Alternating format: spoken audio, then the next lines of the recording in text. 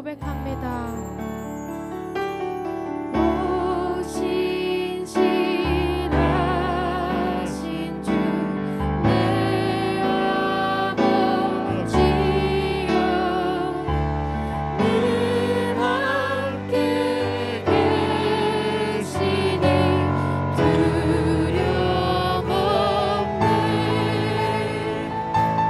그 사랑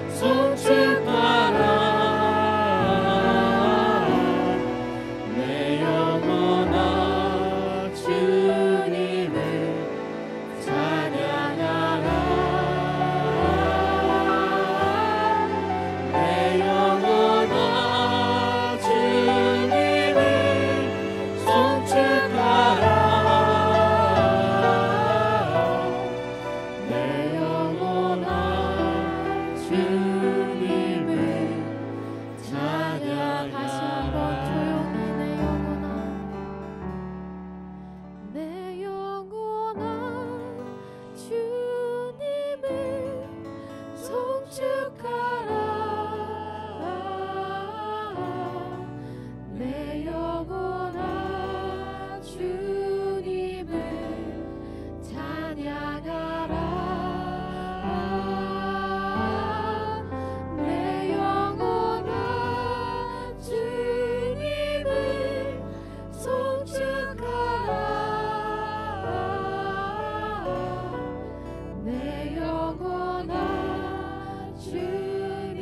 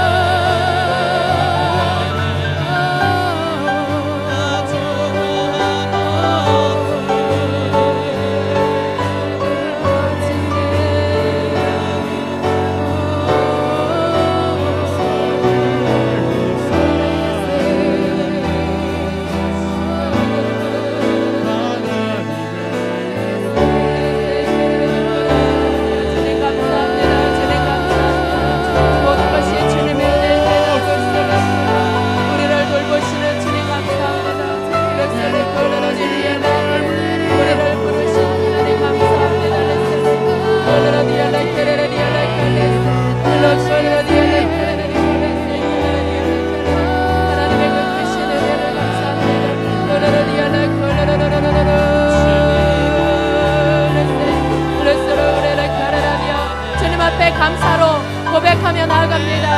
하늘을 지켜주시고 우리를 먹이시고 입히시는 하나님, 우리를 돌보신 하나님께 감사의 찬양을 들으며 고백하며 나아갑니다. 주님 감사합니다. 주님 감사합니다.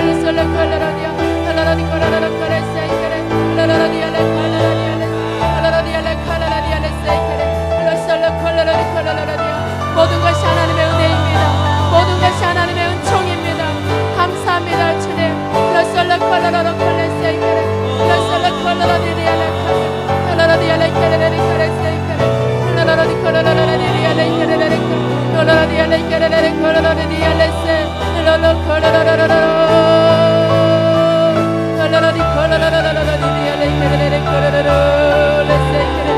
함께하게 하시는 주님 감사합니다. 우리와 함께 하시고 또한 우리 모두가 함께 하시게 하시니 감사합니다. 주임제 교회 안에서 하나 되게 하시니 감사합니다. 만남의 축복을 주신 하나님께 감사드립니다. 하나님의 은혜입니다.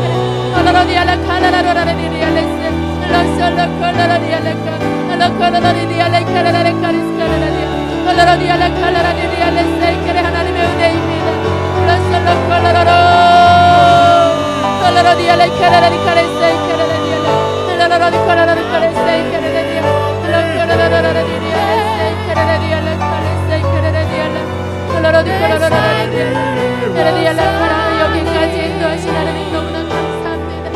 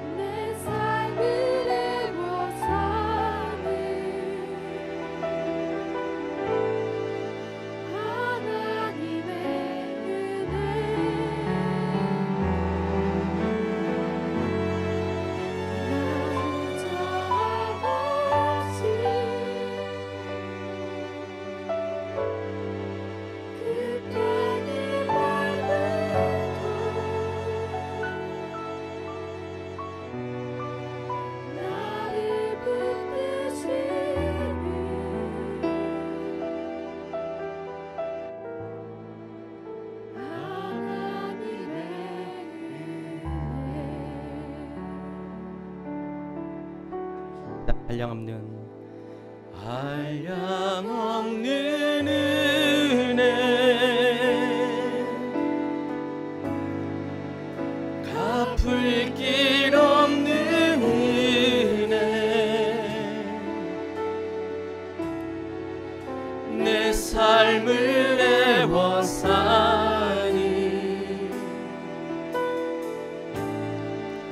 하나님의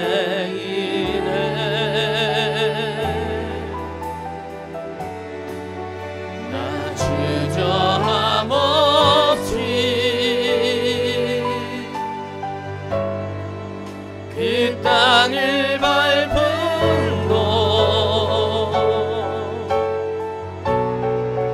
날 이끌으시니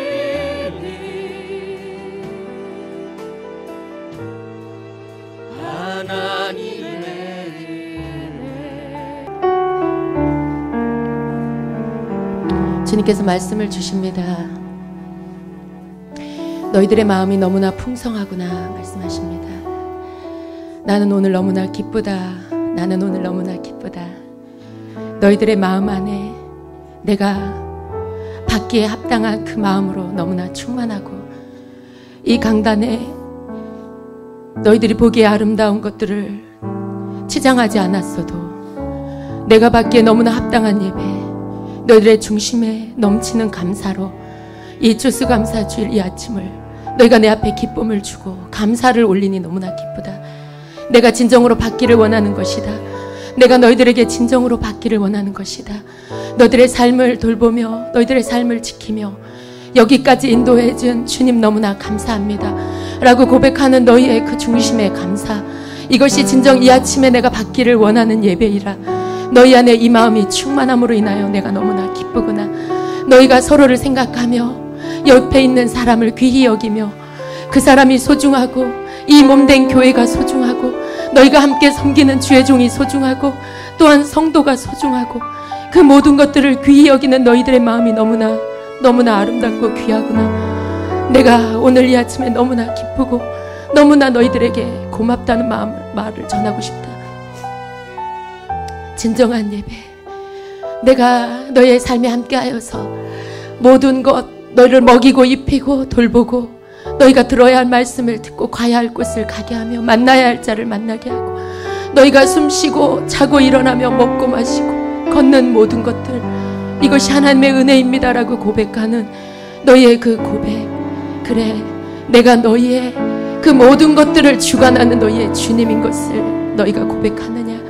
내가 너희와 함께하며 너희들의 삶의 모든 호흡을 함께하기를 원한다. 내가 너희에게 더 좋은 것을 주기를 원하고 더 축복을 나누는 자들이 되기를 원하고 내가 너에게 더 많은 것을 주어 너희 안에 아무도 가난한 자가 없이 모두가 부요함 속에서 내 앞에서 기쁨으로 살아가는 내 자녀들이 되기를 원한다. 주변을 돌아보는 자들이 되어라.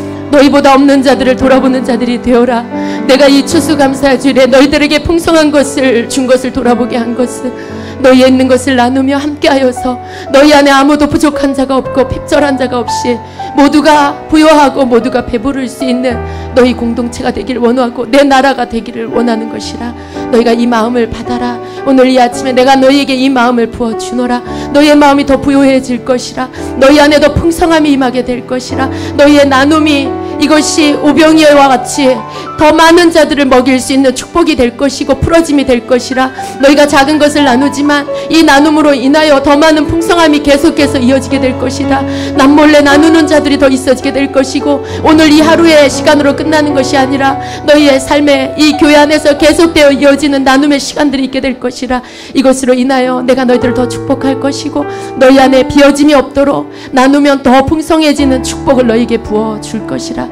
오늘 너희가 내 앞에 있음으로 인하여 너무나 기쁘고 이 모든 시간 속에 내가 함께하여서 너희들 마음에 내가 감동하게 할 것이라. 떠오르게 할 것이라. 너희들의 모든 물질과 물건들을 함께 나눌 때에 필요한 자들에게 흘러가게 될 것이고 그는 또한 내가 그에게 기도의 응답으로 주게 되는 것들이 될 것이니 너희들은 다만 내 통로가 될 것이라. 너희들은 다만 내 손길이 될 것이라. 이 모든 공급이 내가 주는 것임을 믿고 서로가 축복하고 서로가 감사하는 시간이 되어라. 내가 너희에게 이처럼 너희들의 영적인 것뿐만 아니라 또한 너희들의 필요도 채우는 주님인 것을 믿고 감사하며 너희들의 마음에 더 큰 감사를 내 앞에 올리는 자들이 되기를 내가 원하며 내가 너희를 축복한다. 내가 너희를 사랑한다.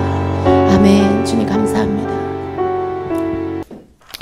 자, 우리 하나님 말씀 같이 읽도록 하겠습니다. 고린도후서 8장 13절부터 14절까지 말씀입니다. 고린도후서 8장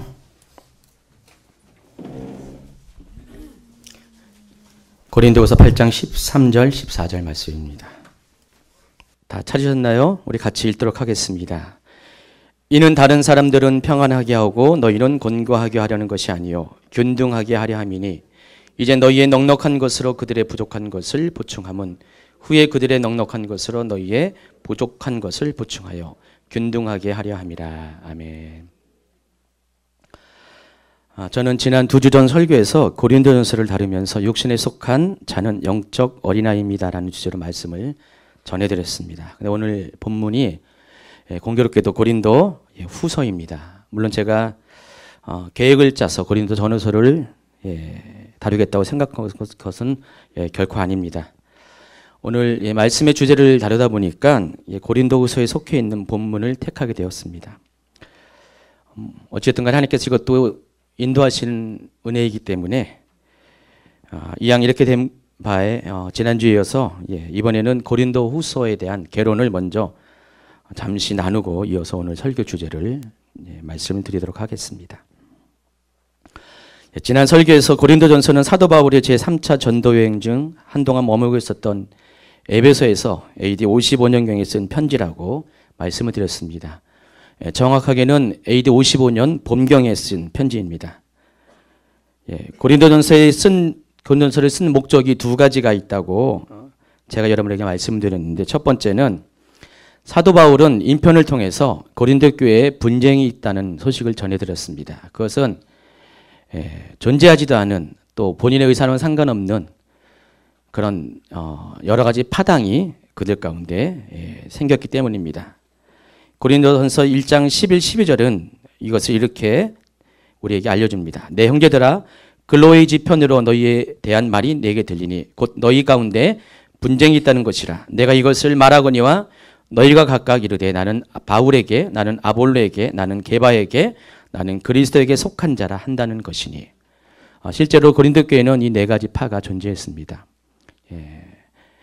바울은 전혀 의도하지 않았는데, 또 베드로도 의도하지 않았는데, 아볼로도 의도하지 않았고, 더구나 예수님께서는 이미 돌아가신 후이기 때문에 전혀 상관이 없음에도 불구하고 그들이 자신을 따르는 분파를 가지고 있었습니다. 그래서 사도 바울은 이 분쟁을 해결하고자 이 고린도전서를 썼습니다. 두 번째 이유가 있습니다. 고린도 교회 성도들은 사도 바울에게 여러 가지 자신 속에 있는 문제들에 대해서 사도로서의 답변을 요청하는 질문들을 했습니다. 그래서 이 문제들에 대해 사도로서의 조언을 해주기 위해서 고린도전서를 썼습니다. 그러나 무엇보다 고린도 교회의 문제의 핵심은 그들의 신앙이 성숙하지 못했다는 것입니다. 고린도 교회는 그리스도 안에서 영적인 어린아이와 같은 교회였습니다. 그래서 그들의 삶에는 아직 이방에 속했던 삶의 모습들이 여전히 남아있어서 부도덕하고 비윤리적인 행동들이 많이 있었습니다. 또 서로 치기하고 질투하고 다툼이 있는 분쟁도 많은 교회였습니다. 그러나 그럼에도 불구하고 그 교회는 많은 은사들이 나타났습니다.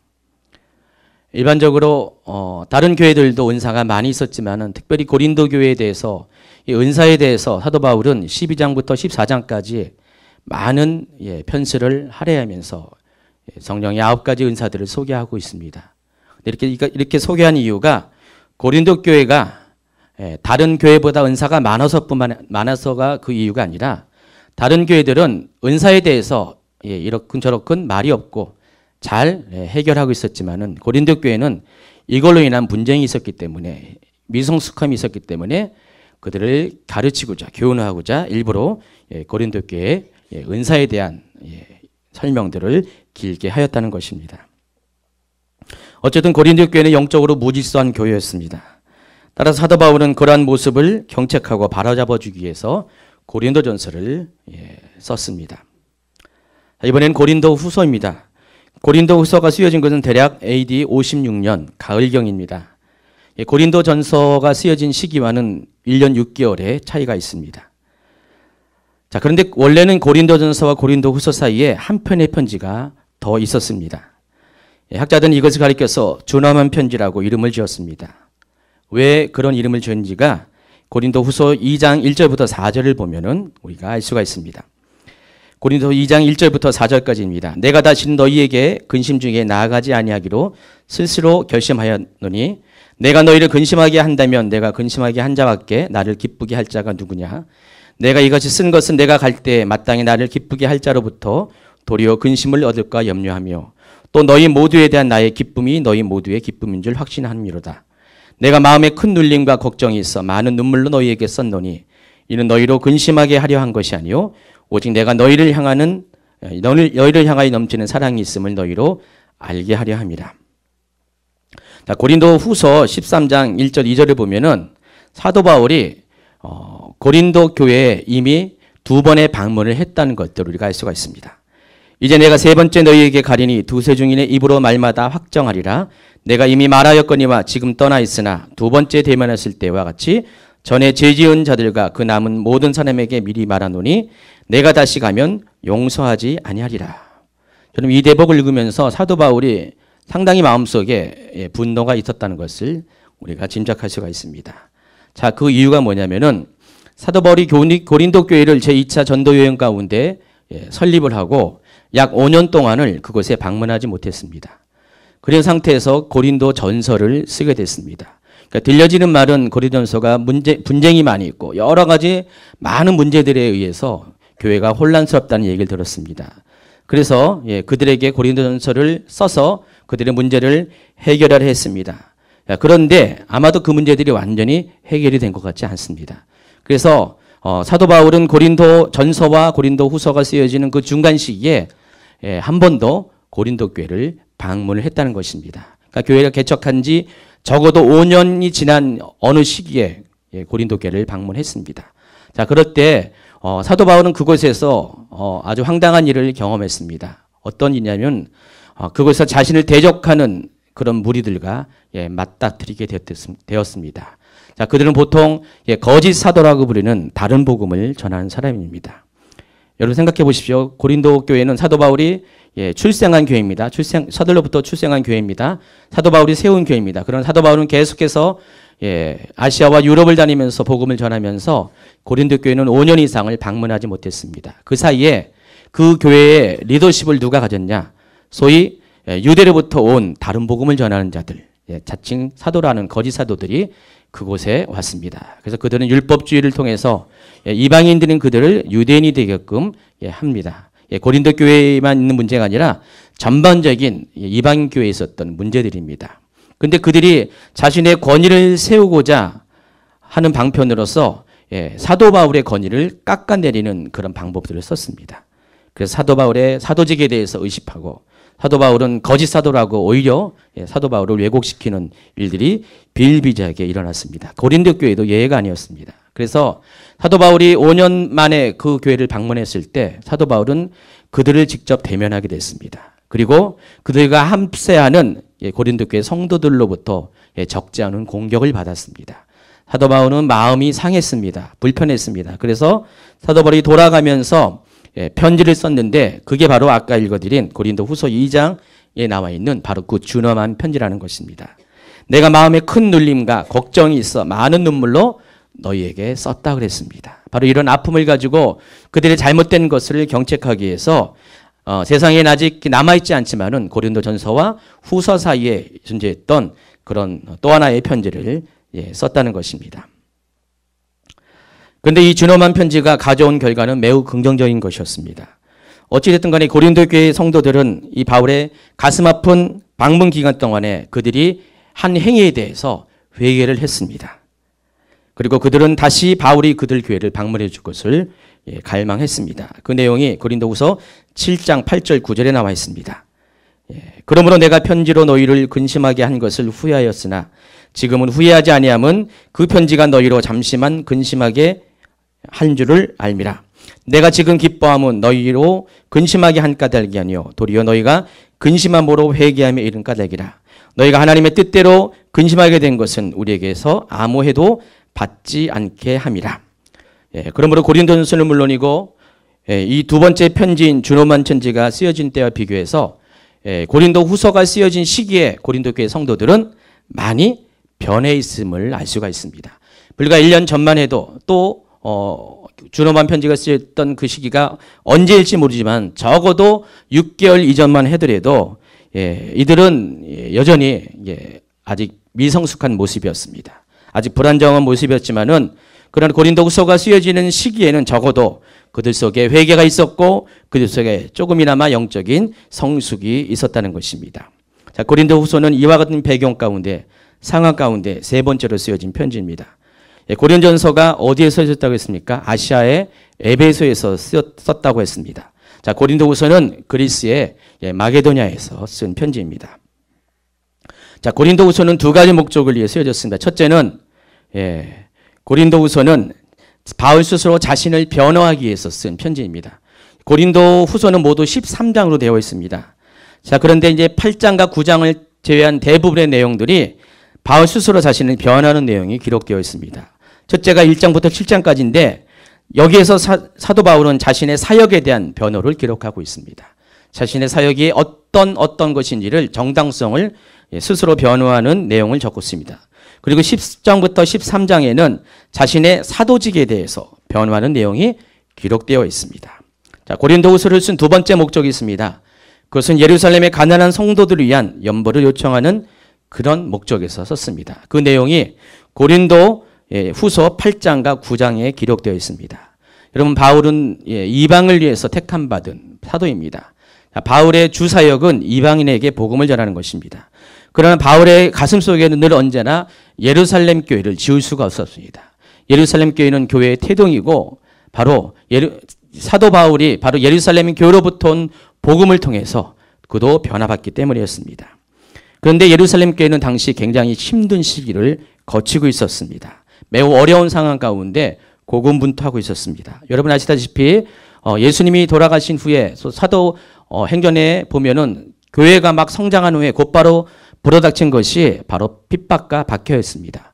특별히 스데반 집사의 순교 이후에 교회는 전방위적으로 압박을 받고 이로 인해서 많은 성도들이 예루살렘을 떠나서 이방의 여러 나라로 흩어지게 되었습니다.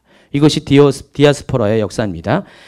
그때 많은 교회들이 많은 교회의 성도들 리더들이 예루살렘 교회를 떠났지만은 그나마 그래도 사도들과 몇몇의 성도들은 예루살렘 교회에 남아있게 되었습니다. 그러나 그곳에 남아있는 그들이 받는 힘듦은 이루 말할 수가 없습니다. 그들은 사회적으로 고립이 되었습니다. 여전히 좋지 않은 시선으로 그들을 이렇게 압박하는 무리들이 남아있습니다. 더군다나 AD 46년부터 이 팔레스틴 지역에 닥쳤던 이 대기근의 영향으로 말미암아 그 지역은 경제적으로도 굉장히 좋지 않았습니다. 사회적으로도 고립됐고 경제적으로도 좋지 않은 상황 가운데 예루살렘 교회는 정말 먹을 것을 걱정할 정도로 힘든 시절을 보내고 있었습니다. 자, 사도 바울은 이 사정을 알았습니다. 그래서 그가 이방의 사도로 유럽과 아시아를 돌아다니면서 자기는 비록 예루살렘의 그 고통을 당하고 있지 않지만은 언제나 그 고통에 대해서 많은 아픔을 가지고 그들을 어떻게 도울까라는 생각을 했습니다.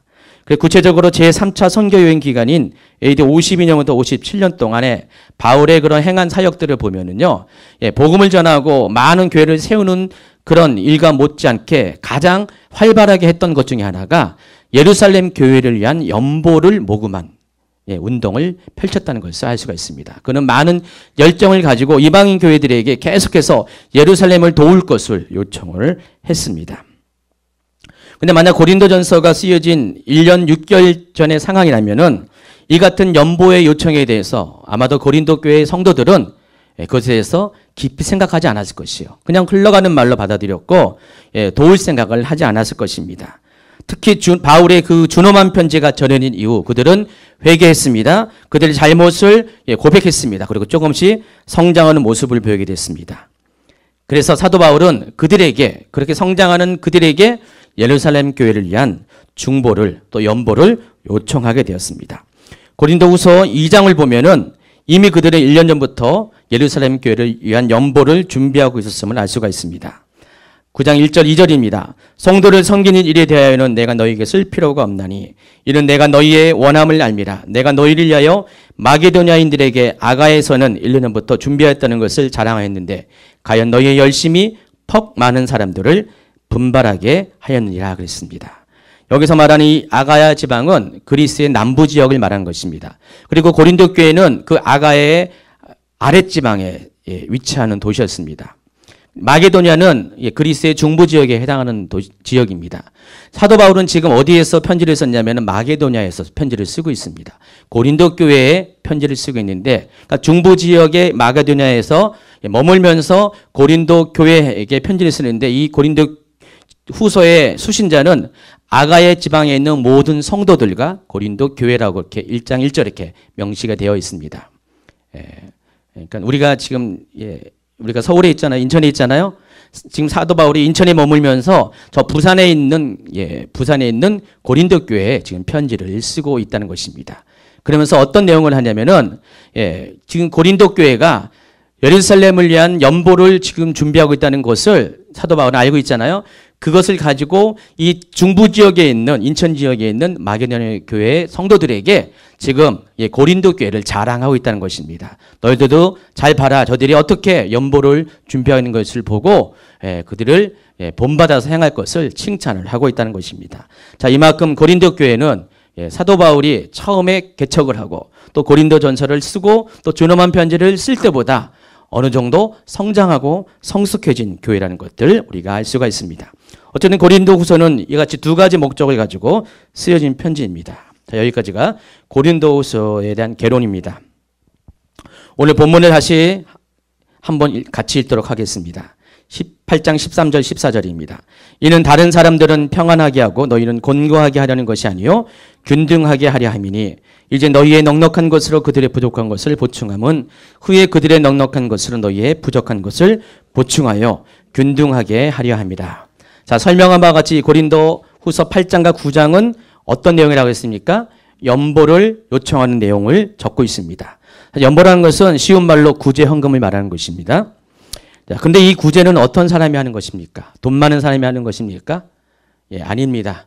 이 구제는 돈 많은 사람이 하는 것이 아니라 결론적으로 말하면은 의로운 자가 하는 것이 구제입니다.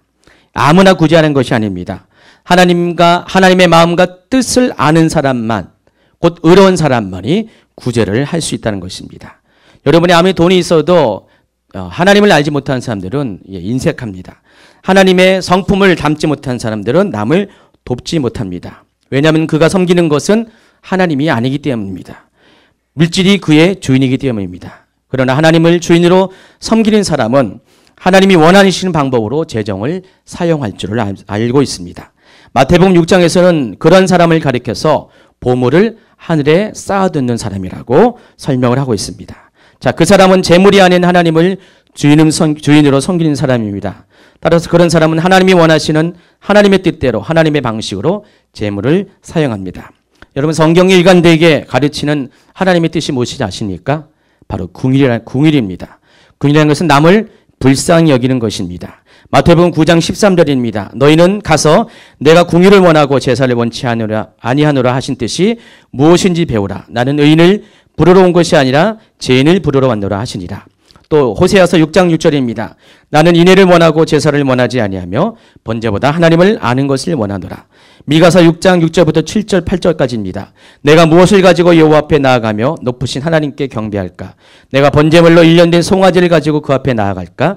여호와께서 천천의 순양이나 만만의 강물 같은 기름을 기뻐하실까? 내 허물 위하여 내 마다들을 내 영혼의 죄를 말미암아 내 몸에 열매를 드릴까? 사람아, 주께서 선한 것이 무엇임을 내게 보이셨나니 여호와께서 내게 구하시는 것은 오직 정의를 행하며 인자를 사랑하며 겸손하게 내 하나님과 함께 행하는 것이 아니냐.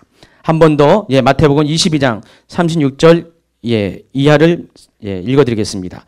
선생님, 율법 중에서 어느 계명이 크니까? 예수께서 이르시되 내 마음을 다하고 목숨을 다하고 뜻을 다하여 주 너희 하나님을 사랑하라 하셨으니 이것이 크고 첫째 드린 계명이요 둘째도 그와 같으니 내 이웃을 내 자신같이 사랑하라 하셨으니 이 두 계명이 온 율법과 선지자의 강령이리라. 이같이 여러 가지 성경의 말씀을 통해서 우리에게 확인할 수 있는 것은 하나님이 원하시는 것은 바로 이웃을 내 몸과 같이 사랑하는 것입니다. 하나님을 사랑하는 것과 이웃을 사랑하는 것이 같은 레벨이라는 것입니다. 그래서 하나님의 뜻은 바로 이것을 통해서 인애를 베푸는 것입니다. 궁일을 베푸는 것입니다. 그래서 궁일이 행위로 나타나는 것 중에 하나가 구제라는 것입니다. 여러분, 하나님의 속성 중에 하나가 사랑이라고 여러분 잘 알고 있죠? 그 사랑의 결과 우리 가운데 나타나는 성품이 궁일이고 그 궁일이 바로 행위로서 나타나는 것이 용서와 구제라는 것입니다. 여러분, 유대인에게는 세 가지의 온전법이 있습니다. 이 온전법은 유대인이라면 반드시 해야 될 아주 기초적인 그런 율법인데 첫째가 기도고 둘째가 금식이며 셋째가 구제입니다. 그러니까 유대인들은 반드시 이 세 가지는 해야 된다는 것입니다. 여러분, 크리스찬으로서 해야 될 것들이 있죠. 뭐가 있습니까?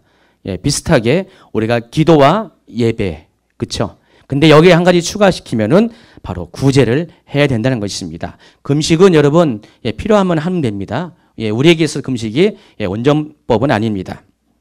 우리가 기도와 이 예배는 반드시 해야 됩니다. 그리고 더불어서 구제를 하는 것이 더 좋습니다.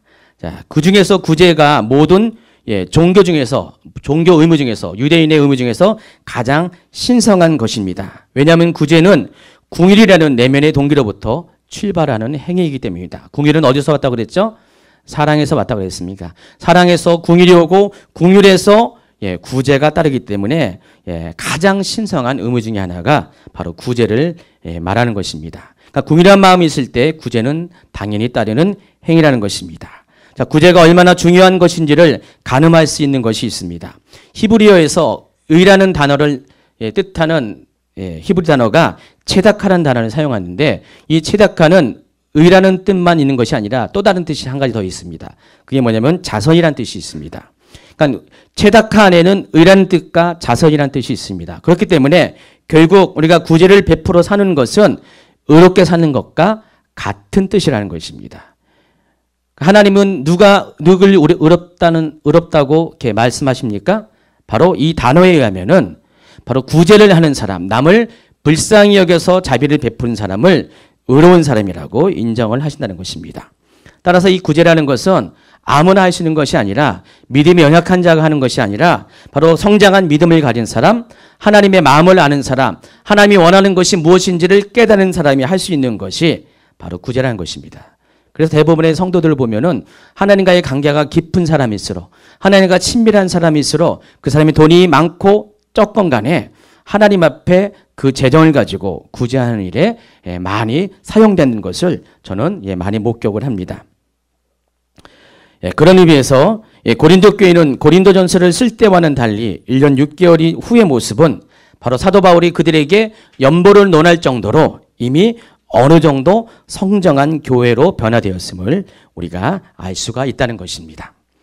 자, 그런데 구제를 하는 것은 단지 남을 도와주는 것에 의미만 있는 것이 아닙니다. 구제는 궁율이라는 선순환을 우리에게 이루게 합니다. 여러분, 궁율은 또 다른 궁율을 가져옵니다. 이것은 성경적인 원리입니다. 마태복음 5장 7절입니다. 궁율이 여긴 자는 복이 있나니 그들이 궁율이 여김을 받을 것이요. 야, 누가 복이 있다고요? 궁율이 여긴 자가 복이 있다고 했습니다. 왜 복이 있습니까? 그들 또한 궁율이 여김을 받을 것이기 때문입니다.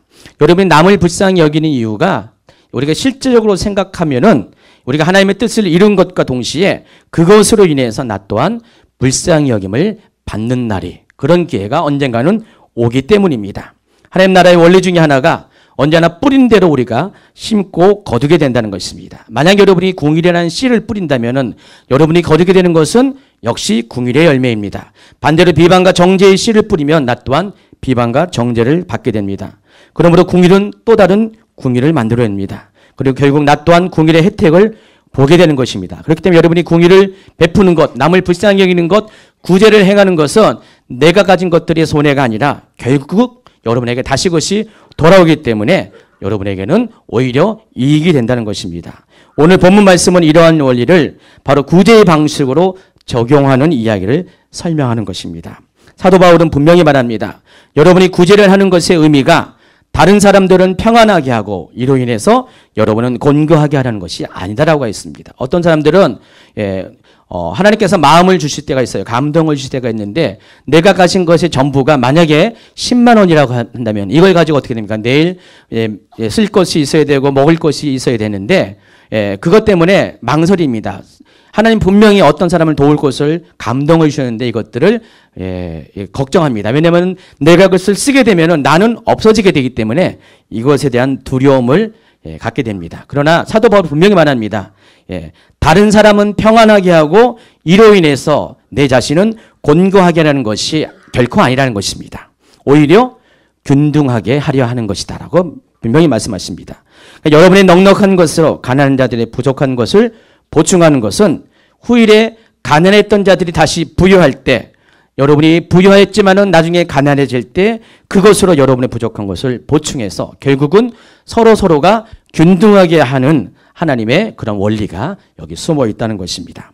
이것이 바로 구제의 선순환이라는 것입니다. 여기서 선자는 것은 한자로 먼저 선이 아니라 착할 선입니다. 그러니까 우리가 행하는 그런 행동들, 구제라는 행동이 착한 일이 계속해서 순환되는 결과를 가져오게 한다는 것입니다. 이것이 여러분이 구제하는 이유입니다. 선을 베푸면 그 선이 결국 내게로 돌아오기 때문입니다. 누가복음 6장에서 예수님은 비판과 정죄의 악순환을 설명하면서 나눔의 선순환에 대해서도 이렇게 말씀하십니다. 6장 37, 38절입니다. 비판하지 말라 그리하면 너희가 비판을 받지 않을 것이요 정죄하지 말라 그리하면 너희가 정죄를 받지 않을 것이요 용서하라 그리하면 너희가 용서를 받을 것이니 주라 그리하면 너희에게 줄 것이니 곧 후이되어 누르고 흔들러 넘치도록 하여 너희에게 안겨주리라. 많은 분들이 이 38절은 기억하는데 37절은 잘 기억하지 못합니다. 이것은 서로 연결되어 있는 것입니다. 우리가 성경을 볼 때 문맥으로 이해되는데 꼭 자기들이 필요한 얘기들만 쏙쏙쏙 그것만 받는 분이 있습니다. 그래서 너희에게 줄 것이니 곧 후이되어 누르고 흔들어 넘치도록 하여 너희에게 안겨주리라. 이것은 머릿속에 잘 기억하는 분이 많이 있습니다. 그러나 전제가 있습니다. 주라 그리하면 주지 않으면 어떻게 됩니까? 뒤에 것이 따라오지 않는다는 것입니다. 준다는 것은 우리가 남을 도와주는 것을 말하는 것입니다. 그래서 우리가 남에게 베풀면은 하나님 어떻게 됩니까? 오히려 준 것보다 더 많은 것으로 우리를 갚으시는 것. 이것이 하나님 나라의 법칙이라는 것입니다. 자, 추수감사절을 앞두고 주님께서 이번 추수감사절을 어떻게 지낼 것에 대해서 저에게 인도함을 주셨습니다. 여러분 뭐 다 보신 분은 알겠지만 지난 수요일 최은하 목사님 말씀 가운데 특히 찬양과 경배 가운데 선포된 예언 가운데 하나님께서 우리가 어떻게 감사할 것에 대해서 깨달음을 주셨습니다. 그것은 우리가 물질을 흘려보냄으로써 이웃사랑을 실천하라는 것입니다. 말씀 가운데 이런 말씀이 있었습니다. 너희들이 가진 2개 중에 하나를 하나도 갖지 못한 자들에게 나누어 주는 것이 하나님께 감사하는 것이라고 말씀을 했습니다. 제가 그 얘기를 듣는 순간에 제 또 가슴 속에도 비슷한 감동이 있었어요. 그래서 제가 최은하 목사님 받은 예언이 맞다고 확증하는 멘트를 예배 가운데 마이크를 들고 잠깐 얘기했습니다.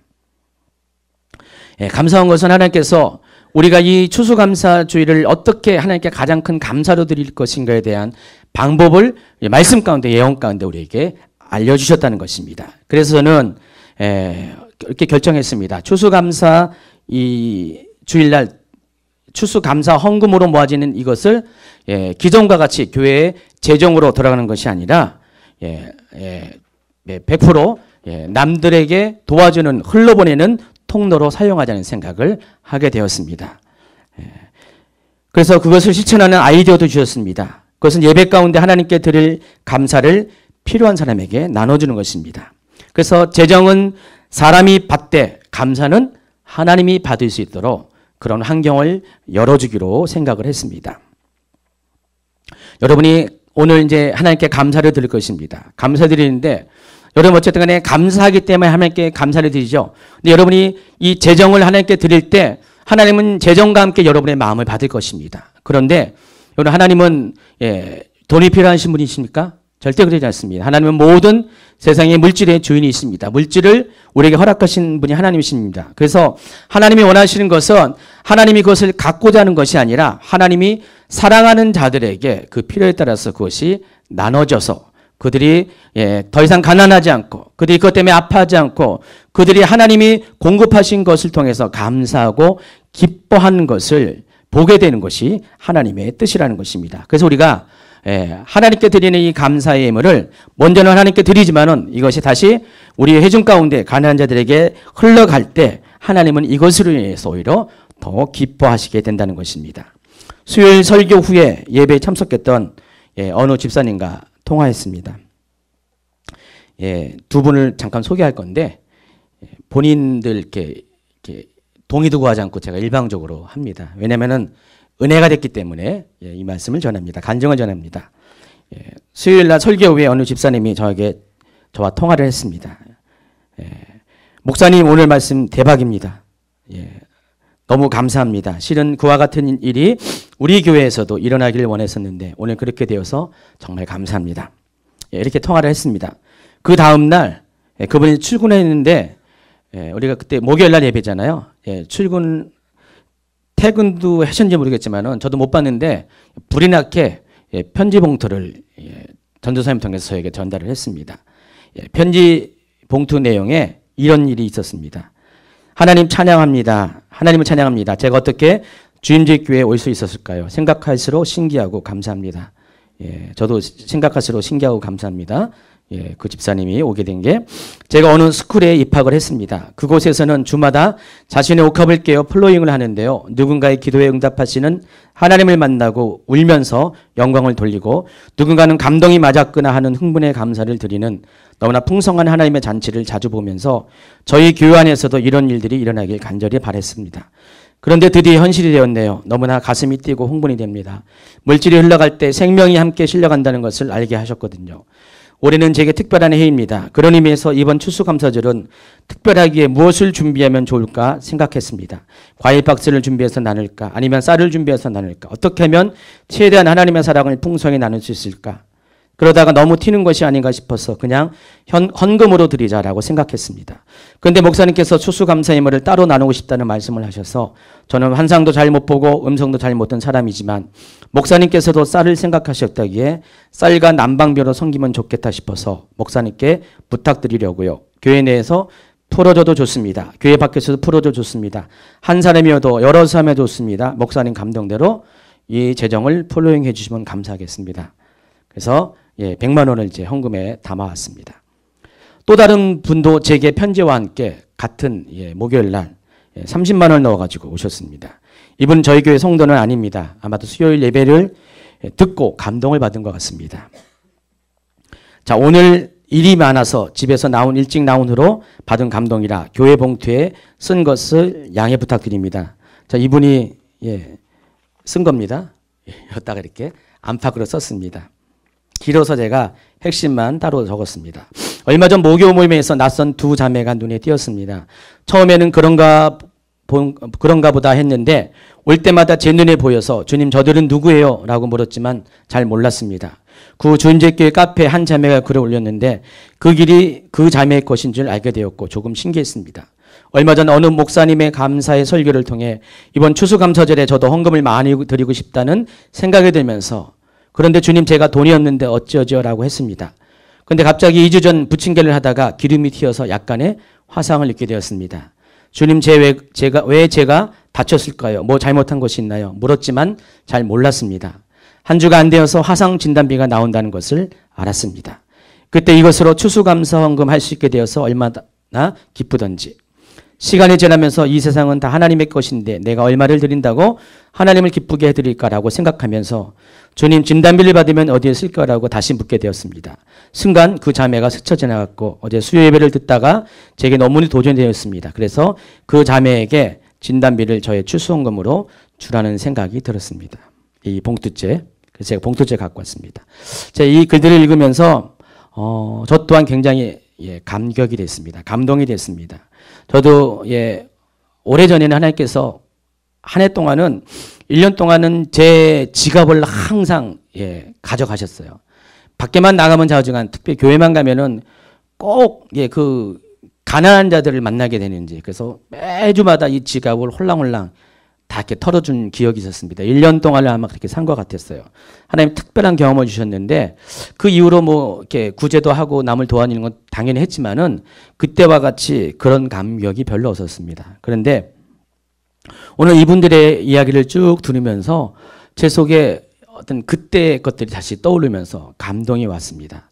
정말 하나님께서 기뻐하시는 것이 어떤 것인가를 우리는 대단한 것을 통해서 하나님께 기뻐하는 것을 생각할지 모르지만은 하나님이 가장 기뻐하는 것은 가장 낮은 자를, 가장 가난한 자를 우리가 할 수 있는 가장 큰 감사를 가지고 하나님께 드릴 감사를 가지고 그들에게 도움을 주고 하나님 주신 물질을 그들에게 흘러보내는 것이 바로 하나님의 뜻이라는 것들을 알게 되었습니다. 어제는 실은 제가 갑자기 어느 분이 갑자기 식사를 하자고 그래가지고 점심 식사를 같이 하게 됐습니다. 근데 뜻하지 않은 어떤 광경을 봤습니다. 그 점심 식사를 마치고 그 옆에 어느 교회가 있었는데 그 교회에 잠시 방문하게 됐습니다. 근데 그 교회는 성전도 없고 학교 강단을 빌려서 예배를 드리는 교회입니다.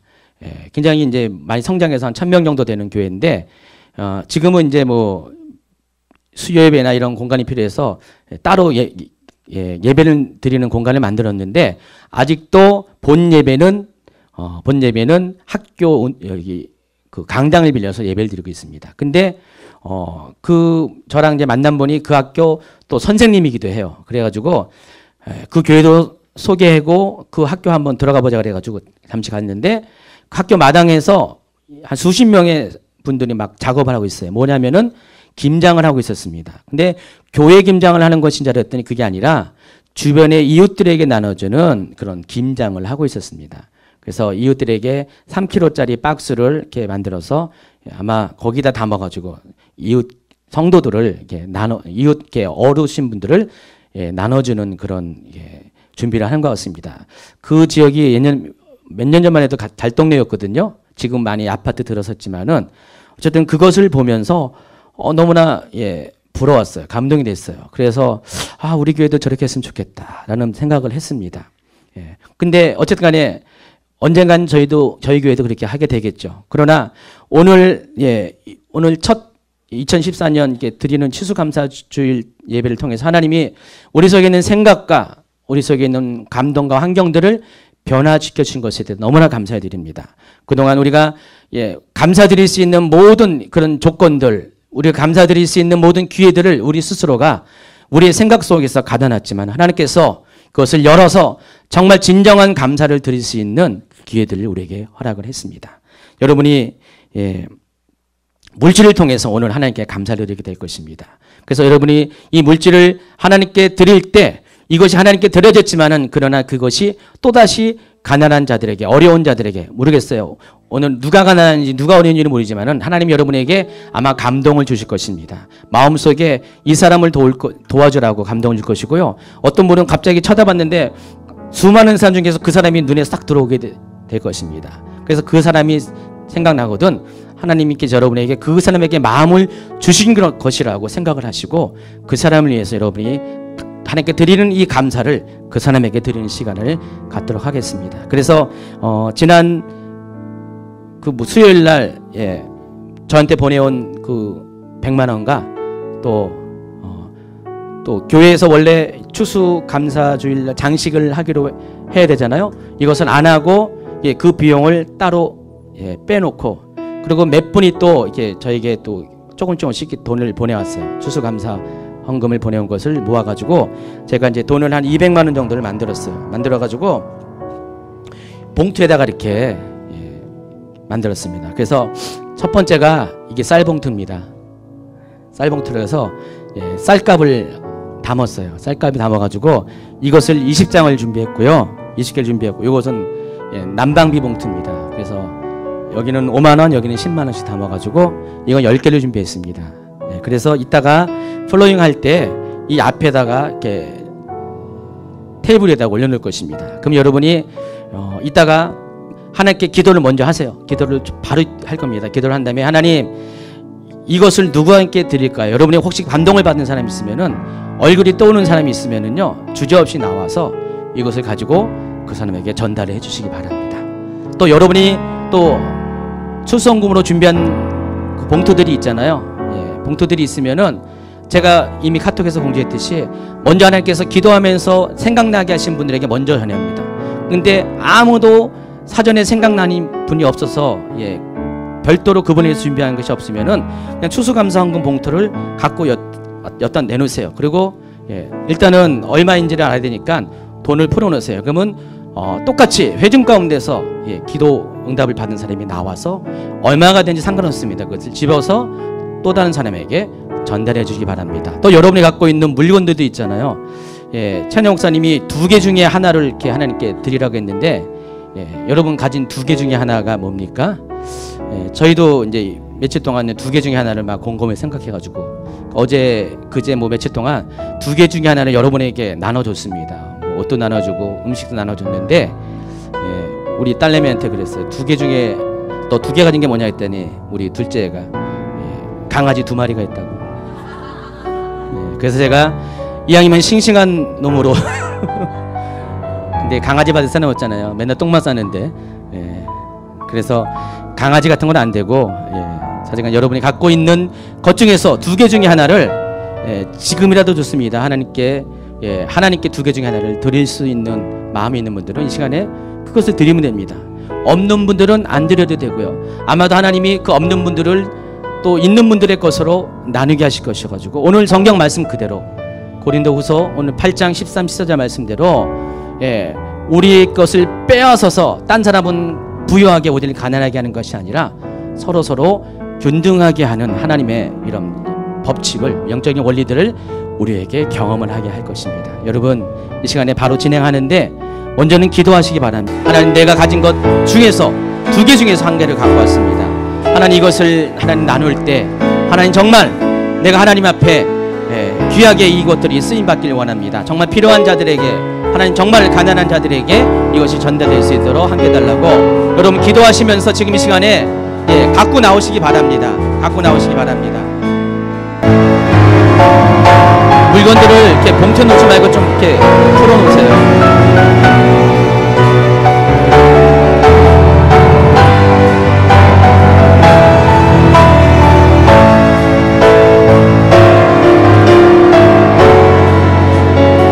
세정도 누구 줄 거 이미 응답받는 분은 그분에게 지금 갖다 주시기 바랍니다. 지금 드리세요.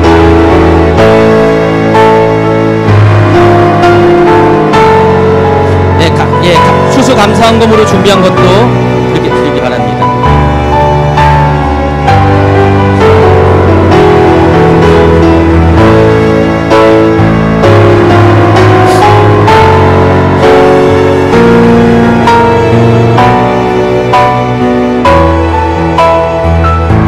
다 갖고 나오셨나요? 전도사님, 그냥 액수 풀지 마세요. 액수 풀지 마시고 그냥 봉투째 놓으세요.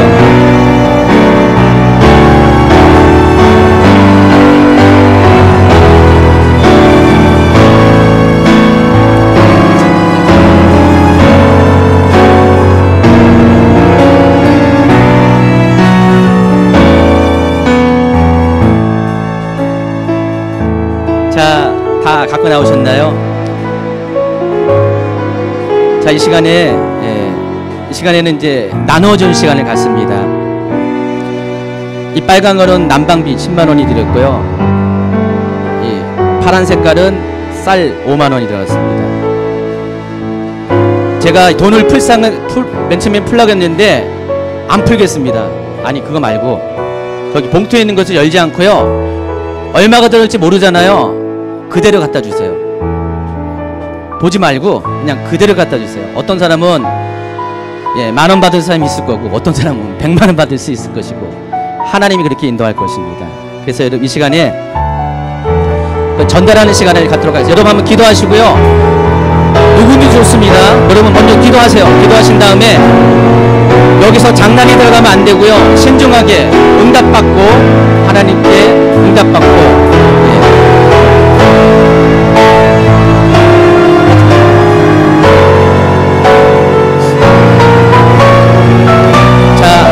하셨나요?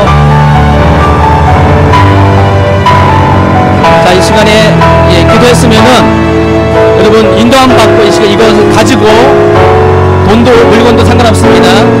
필요한 자들에게 나눠주는 시간 같습니다. 다 응답받는 분 나오세요. 자, 미연자매 어디 있어요? 미연자매 김미연자매. 이 봉투는 미연자매 겁니다.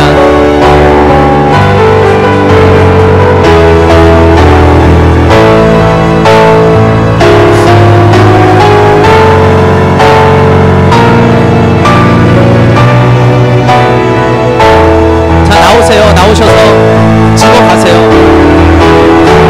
집어 가셔서 여러분 생각나는 분들에게 전달해 주시기 바랍니다.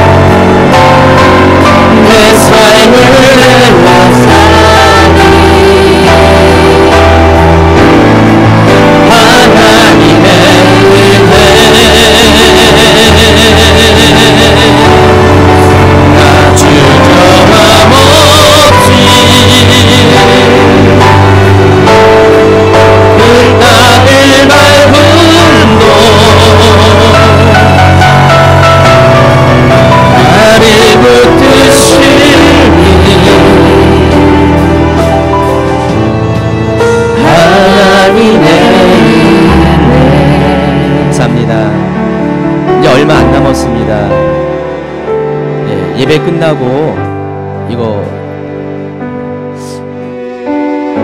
아직 쓸만한 거 많이 있는데 혹시 비누 없으신 분 계세요? 치약도 있는데 혹시 자동차 필요하신 분? 자동차 2대나 있는데 자동차 2대가 있는데 자동차 바꿀 분 좀 더 가져가세요. 집사님 더 가져가세요. 네, 감사합니다. 하나님께서 우리 가운데 저는 생각보다 많이 풍성한 것으로 허락하신 것 같습니다. 이미 제가 알기로는 245래입니다. 신발 필요하신 분 245 아주 새 거랍니다. 245 여자로서는 웬만한 사이즈가 아닌데 예, 축복합니다. 여러분 아마도 어떤 분들은 생각지 못한 하나님으로부터 주시는 것들을 받은 분 계시고 어떤 분은 못 받은 분 계시지만은 다 하나님께서 행하신 것들입니다. 여러분 오늘 하나님께서 이렇게 주신 그대로 아마 다음번에는요 제가 생각하기를 내년에 추수감사절도 이렇게 하고요 1년에 2번 하면 좋을 것 같아요. 부활절 그때 부활절하고 추수감사절 아마 오늘은 받았지만은 다음번에는 아마 주는 자가 됐을 것 같아요. 그쵸? 오늘은 주는데 다음 주에 받는 사람 되면 안 되고요. 그러지 말고 계속해서 줄 수 있는 사람이